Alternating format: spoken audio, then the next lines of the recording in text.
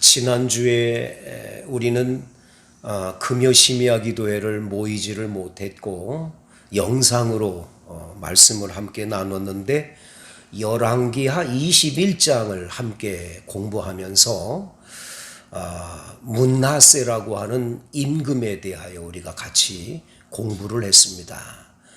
그의 아버지가 히스기야 왕이었는데 아버지는 하나님을 잘 경외했어요.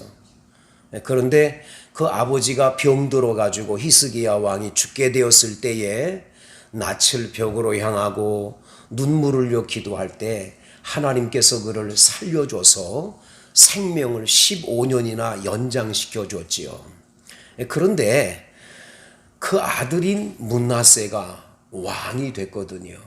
근데 이 왕이 된 므낫세가 하나님을 경외치를 않는 거예요. 우상을 숭배하고 아세라 목상을 갖다가 예배당 성전에다가 세워놓고 그냥 곳곳에다가 산당을 지어놓고 심지어는 그 아이들을 이렇게 불에다가 이렇게 지나가게 하는 아주 무서운 그런 그 우상 숭배를 많이 저질러요.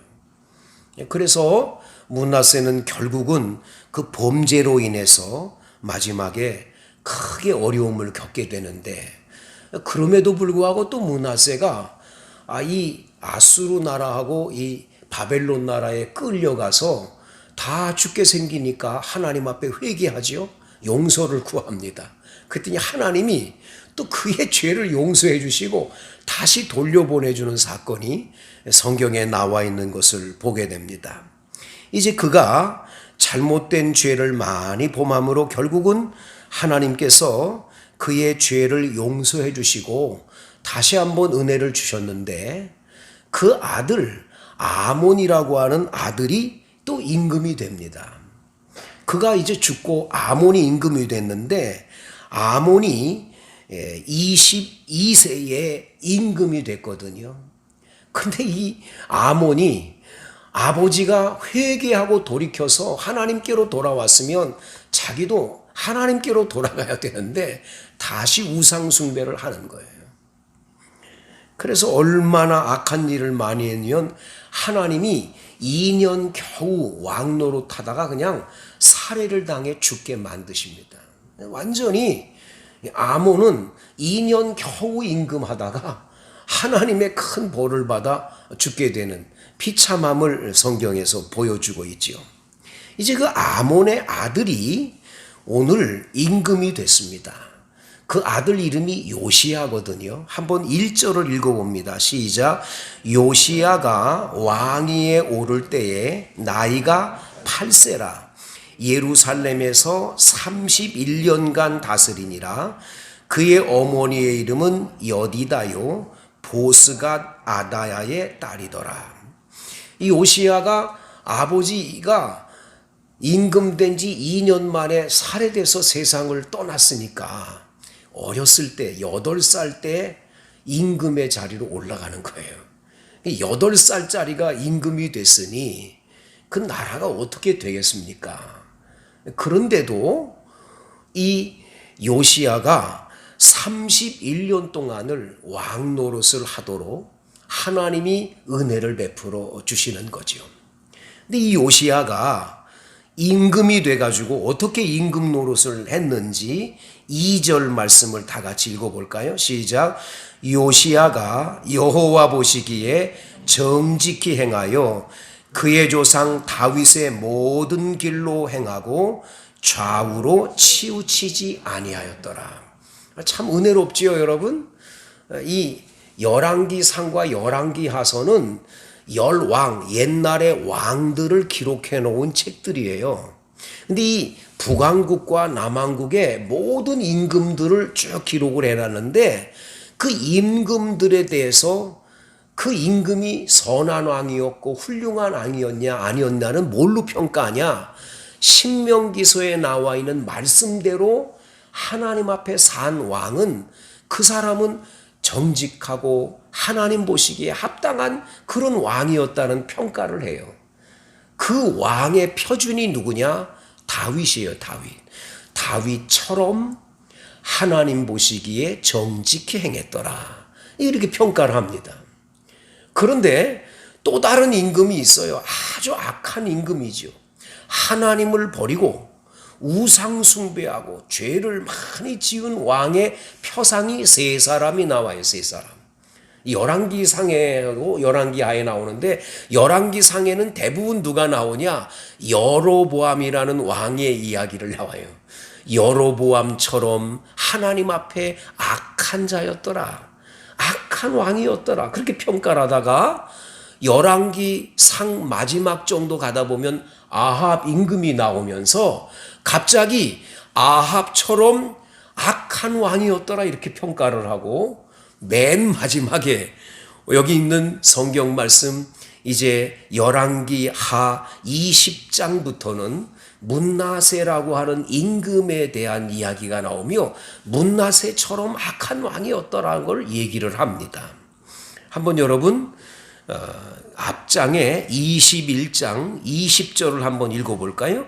21장 20절이요. 시작. 아몬이 그의 아버지 문나세의 행함같이 여호와 보시기에 악을 행하되, 누구의 표장이죠? 자기 아버지, 바로 이 문나세가 기준이 되는 거예요. 자, 여러분, 우리들이 신앙생활할 때 하나님 아버지께서 우리 자신을 평가할 때 네가 얼마나 돈을 많이 벌고 사람들에게 인기가 많고 네가 얼마나 공부를 많이 한 학식이 많이 뛰어나고, 이 세상적인 기준으로 하나님은 절대로 우리를 평가하지 않는다는 거예요. 하나님의 평가의 기준은 얼마나 하나님 말씀대로 정직하고 바르게 살았냐, 다윗과 같이 그렇게 살았냐는 것을 주님이 우리에게 평가 기준으로 딱 되는 거예요. 그래서 여러분, 성경은 캐논이라는 말을 씁니다. 캐논이라는 말은 잣대예요. 여러분, 잣대라는 거 알지요? 딱 기준이에요. 이 성경의 기준에 의해서 이대로 살았냐 안 살았냐를 주님이 늘 평가하는 기준이 하나님 말씀이라는 거예요. 그래서 성경 말씀대로 바르게 산 임금은 다윗처럼 그렇게 살았다라고 평가해요. 다윗은 흠이 많고 부족한 많은 사람인데도 그가 하나님 앞에 회개하고 끝까지 하나님 말씀대로 살려고 무진 애를 쓴 그 신앙인을 주님은 표상으로 삼는 거예요. 여러분, 우리들도 허물이 많지요. 부족하지요. 하지만 끝까지 다른 기준 말고 나는 하나님의 말씀의 기준에 맞춰서 말씀대로 살아야 되겠다는 하나님 말씀에 여러분들이 인생을 걸고 그 말씀대로만 살아가면 여러분 틀림없이 여러분은 성공한 인생으로 마감될 거고, 여러분들의 삶의 끝이 복될 뿐만 아니라 여러분이 여러분의 가문을 살려서 여러분들 때문에 여러분 가문이 복을 받는 가문 될 줄로 믿습니다. 왜냐하면 하나님을 잘 경외하는 사람은 그 후손들 1000대까지 복을 준다고 그랬거든요. 그래서 제가 아는 목사님 한 분은 어렸을 때 너무 가난해가지고 산에 가서 나무에다가 떼고 그냥 공부를 너무 못하게, 집안이 가난하니까 그 예배당에 가서 늘 종치기 하고 이렇게 힘들게 그렇게 살았다는 거예요. 근데 그분이 이렇게 얘기를 하세요. 항상 예배당 가면 기도를 했대요. 하나님, 저는요 너무 가난하니까 고등학교도 제대로 공부를 못했으니까 하나님, 저는 이렇게 마감하지만 내 아들은 대학 나오게 하시고 내 손자는 대학원도 나오게 하시고 그 후손들은 학박사도 나오게 하시고 내게 한이 된 이것이 후손들에게는 하나님의 복이 되게 해주세요. 나 하나님 평생 주님 잘 섬길 테니까 내 아이들만은 주님이 책임져 주세요. 이러고 기도를 했다는 거예요.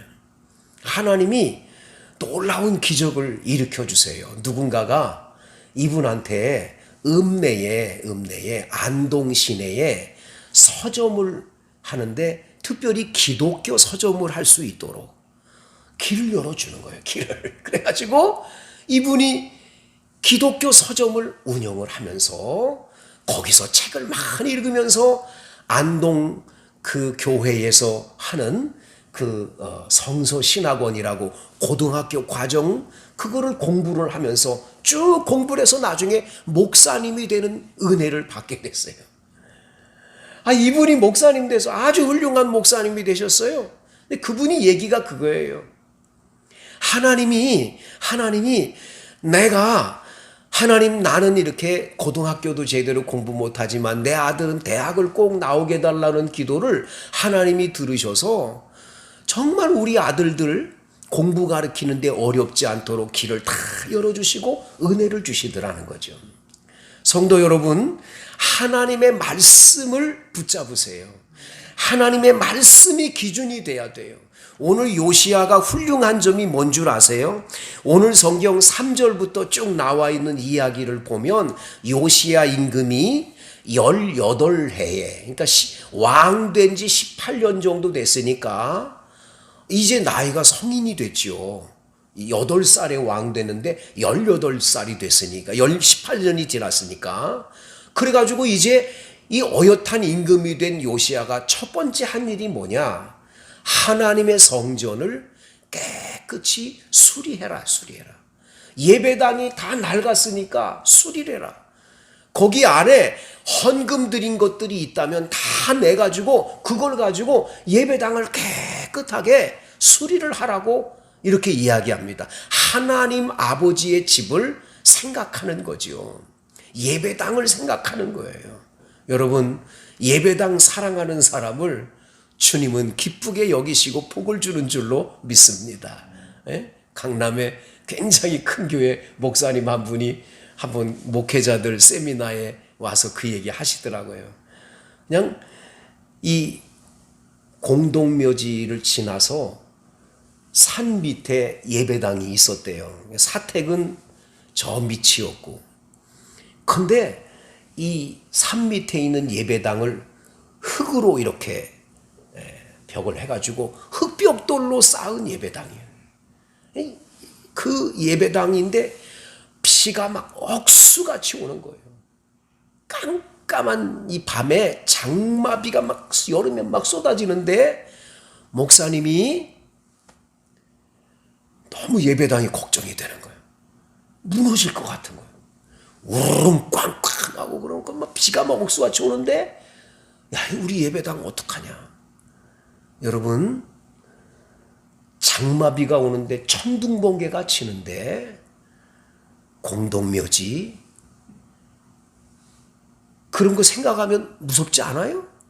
그 목사님인데도 무섭지 않아요? 근데도 예배당이 걱정이 돼가지고 밤에 막 달려가서 예배당에 가는데 예배당을 문 열고 앞으로 들어가면 뭐가 나올까봐 무서워가지고 앞으로는 못 들어가고 뒤로 들어갔다는 거 아니에요. 뒤로 들어가서 예배당 한가운데 무릎을 꿇고 아버지 우리 예배당 무너지지 않게 해달라고 막 울며 기도했다는 거예요. 우르릉 꽝꽝 하면 위에서 이 천정에 있던 흙이 막 쏟아지는 거예요. 그러면 그 흙을 다 받아가지고 나와서 그걸 다 털어내고 또 들어가서 앉아서 계속 그렇게 울면서 그렇게 기도를 하는데 밤새껏 기도를 했다라는 거예요. 예배당 무너질까봐. 그 시골에서 그렇게 어렵게 예배당 마음 사랑하는 마음이죠. 교회 예배당 어떻게 될까? 그거 걱정하는 거죠. 이래 여러분, 나중에 하나님이 교회를 크게 하나님께서 부흥시켜 주시고 막 크게 쓸 때 어느 날 하나님 앞에 기도했대. 하나님 어떻게 나 같은 사람을 이렇게 하나님 그렇게 복을 주시느냐고 그랬더니 말씀하더라는 거예요. 네가 그때 그 여름에 막 비가 옥수같이 올 때 너 예배당 무너질까 걱정해서 너 가서 그랬지. 난 너 그거 봤어. 내가 너 그거 보고 넌 복 주는 거야. 하나님의 집을 사랑하면 복을 받는 거예요. 요시야는 예배당이 낡아진 것을 보고 그냥 둘 수가 없는 거예요. 그 예배당 깨끗이 수리하도록 이렇게 만드는 거예요. 왕은 전혀 그 손에 맡긴 은을 회개하지도 말라고, 그들 진실하게 행하니까 그냥 놔두라고, 그 알아서 다 하라고, 그러면서 그냥 은을 맡겨서 예배당을 깨끗이 수리를 하는데, 수리하는 도중에 놀라운 걸 발견하는 거예요. 뭘 발견했는지 8절을 다 같이 읽어봐요. 시작. 대제사장 hil기야가 서기관 사반에게 이르되 내가 여호와의 성전에서 율법책을 발견하였노라 하고 hil기야가 그 책을 사반에게 주니 사반이 읽으니라. 여러분, 옛날에는 이 성경책이 이렇게 지금 인쇄술이 발달되지 않은 때에, 옛날에는 양을 잡아서 양 가죽을 태양에 이렇게 해가지고 그걸 끌로 다 해가지고 하나하나 파서 이 뭐예요?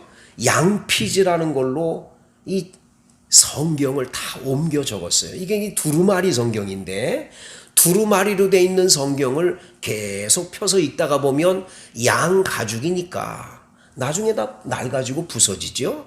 그러면 또 다시 옮겨 적는 일을 서기관들이 했다고요. 그렇게 계속 했는데 이 성경책 하나가 읽기가 굉장히 어려운데, 가뜩이나 임금들이 하나님 경외치 않고 우상 숭배하는 사람이 성경 뭐 생각이나 했겠어요. 그러니까 어디다 뒀는지를 몰랐는데 예배당 수리하다 보니까 안에서 하나님의 말씀인 성경책, 율법책이 나온 거예요. 율법책 하면 모세오경, 창세기, 출애굽기, 레위기, 민수기, 신명기 말씀이 나오는 거예요. 이 성경을 발견했으니 얼마나 대단한 일이에요. 자, 여러분, 오늘 성경에 이 서기관 이 사반이 성경책을 발견해서 hil기야라고 하는 제사장에게 갖다 줬더니, 제사장 hil기야가 이 책을 사반에게 통해서 빨리 이 왕에게 갖다가 드리라고 부탁합니다. 그래서 왕이 서기관 사반으로부터 이 율법책, 성경책을 받았어요. 받아서 딱 읽는데, 여러분, 성경 착 읽는데 거기에 신명기서의 말씀을 쭉 읽어보니까, 신명기서에 나 여호와 하나님을 경외하면 너희들에게 큰 복을 주겠다 하지만, 너희들이 나를 경외치 않으면 크게 저주를 받는다는 신명기 28장에 나오는 말씀을 읽었을 거예요. 그 신명기 28장을 읽다 보니까 축복과 저주가 나오는데, 저주 부분을 읽다 보니까 세상에 우리나라가 왜 이렇게 어려웠는지, 왜 아수르 나라한테 저 북쪽이 패하고, 왜 지금 아수르 나라뿐만 아니라 바벨론 나라가 쳐들어와 이렇게 어렵냐, 이게 뭐 때문인지를 왕이 발견하는 거예요. 아, 이것 때문이었구나. 하나님 제대로 경외치 않은, 이 말씀대로 살지 않았기 때문이라는 걸 깨닫는 거예요. 그래가지고 오늘 성경 11절에 왕이 율법책의 말을 듣자 곧 그의 옷을 찢는 거예요. 찢어. 이것 때문이었구나 알고요. 13절 다 같이 읽어볼까요? 시작. 너희는 가서 나와 백성과 온 유다를 위하여 이 발견한 책의 말씀에 대하여 여호와께 물으라. 우리 조상들이 이 책의 말씀을 듣지 아니하며 이 책에 우리를 위하여 기록된 모든 것을 행하지 아니하였으므로 여호와께서 우리에게 내리신 진노가 크도다. 하나님이 우리를 진노할 수밖에 없도록 우리가 그렇게 살았다. 왜? 하나님 말씀 제쳐놓고 살았으니까. 성도 여러분, 다시 한번 말씀드립니다. 우리 신앙의 표준 기준, 여러분들의 잣대, 인생의 잣대는 뭐가 돼야 된다고 그랬지요? 하나님 말씀이 돼야 돼요. 그래서 여러분, 말씀을 자꾸 읽으라고 그러고, 말씀을 자꾸 쓰라고 그러고, 말씀을 암송하라고 그러고, 말씀을 공부하라고 그러고, 말씀을 자꾸만 묵상하라고 자꾸 가르치는 건 왜 그러냐면, 하나님의 말씀의 기준으로 우리가 살면 이 성경이 약속한 복이 우리에게 다 임하거든요. 그래서 성경은 약속의 책이에요. 구약이고 신약이잖아요. 그래서 올드 테스트먼트, 뉴 테스트먼트라는 약속이 바로 있는 책이에요. 성경 66권 안에 얼마나 많은 하나님의 약속이 가득 차 있는지 몰라요. 근데 그 말씀을 여러분들이 읽고 그 말씀대로 행하면 우리 하나님이 그 약속한 복을 우리에게 주시는데 우리가 그렇지를 못하는데 이게 큰 여러분들 많은 분들이 신앙의 이 문제들이 거기서 나타나는 거예요. 여러분 다른 종교는 몰라요. 다른 종교는 가서 뭐 빌고 뭐 하면 되지만 그거는 다 저급한 차원의 그건 아무것도 아닌 거죠. 영원한 진리요 생명이신 이 말씀. 그래서 여러분 말씀은 세 가지로 하나님이 우리에게 주신다는 거예요. 첫째가 뭐냐? 말씀이 육신이 돼서 우리 가운데 오신 예수님이 말씀으로 우리에게 오셨다는 거예요. 아멘. 두 번째, 기록된 하나님의 말씀으로 우리에게 온다는 거예요. 세 번째는 강단에서 하나님의 말씀이 선포되는 그 말씀으로 여러분들과 제게 말씀이 온다는 거예요. 하나님 말씀이. 그래서 여러분들은 말씀이 육신이 돼서 우리 가운데 오신 예수 그리스도를 믿고 따르는 길을 걷는 것. 그리고 여러분들은 기록된 66권의 하나님의 말씀으로 살아가는 것. 할렐루야. 그리고 여러분들은 항상 이 강단에서 선포되는 말씀을 먹어야 되는 거예요. 제가 아는 그 목사님 한 분은 항상 그 서재에 가면 뭐가 있냐면 이 새가 이렇게 있는데 새끼들이 이렇게 둥지에 안에서 이렇게 있는데 어미새가 탁 날라와 가지고 그 벌레를 물고 탁 있는데 요 새끼들이 먹겠다고 입을 쫙 벌린 요거를 사진을 누가 탁 찍어 가지고 요걸 갖다가 크게 갖다 놨어요. 그걸 딱 보면서 항상 이분은 목사님은 무슨 생각이냐면 지금도 내가 하나님의 말씀을 들고 강단에 서서 전하면 성도들이 입을 탁 버리고 그걸 말씀을 받아먹는 그런 환상을 날 가지고 그렇게 그걸 보면서 기도하고 강단에 올라간다 그러시더라고요. 여러분 사도행전의 말씀에 보면 어느 날 바울 사도가 설교를 합니다. 근데 설교하는데 이 설교하는 시간에 앞에 안진뱅이 한 분이 앉아 있었어요. 근데 안진뱅이가 앉아 있는데 사도 바울의 설교를 쭉 듣고 있는데 바울의 눈과 바로 그 사람의 눈이 탁 마주치는 순간에 저 사람이 구원 얻을 만한 믿음이 있구나라는 걸 바울 사도가 깨닫고 네 발로 일어서라 그랬어요. 벌떡 일어나는 거예요.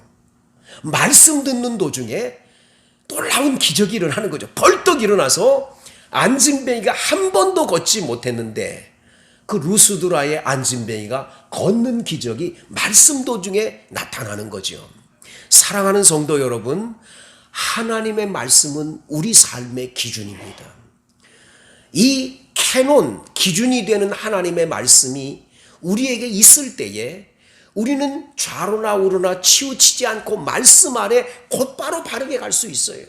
그래서 요시야 임금에 대해서 오늘 2절이 평가하는 건 뭐냐? 요시야가 여호와 보시기에 정직하게 행하며 그 조상 다윗의 집일로 행했는데 좌로나 우로나 치우치지 않았어요. 하나님 말씀 그대로 가는 거예요. 하나님의 말씀 그대로 좌로나 우로나 치지 않고 그대로 가는 거예요. 이 길로 갔기 때문에 요시야 임금의 삶은 성공적인 삶이었고 복된 인생이 된 줄로 믿습니다. 그래서 오늘 본문의 결론이 뭡니까? 오늘 본문 맨 마지막에 보면 19절에 이런 말이 나와요. 요시야 임금에 대해서 내가 이곳과 그 주민에 대하여 빈터가 되고 저주가 되리라 한 말을 내가 듣고 마음이 부드러워져서 여호와 곧 내 앞에서 겸비하여 옷을 찢고 통곡하였으므로 나도 내 말을 들었노라 여호와가 말하였느니라. 하나님 말씀을 듣고는 겸비하여 옷을 찢고 통곡하고 눈물을 흘렸던 요시야 임금.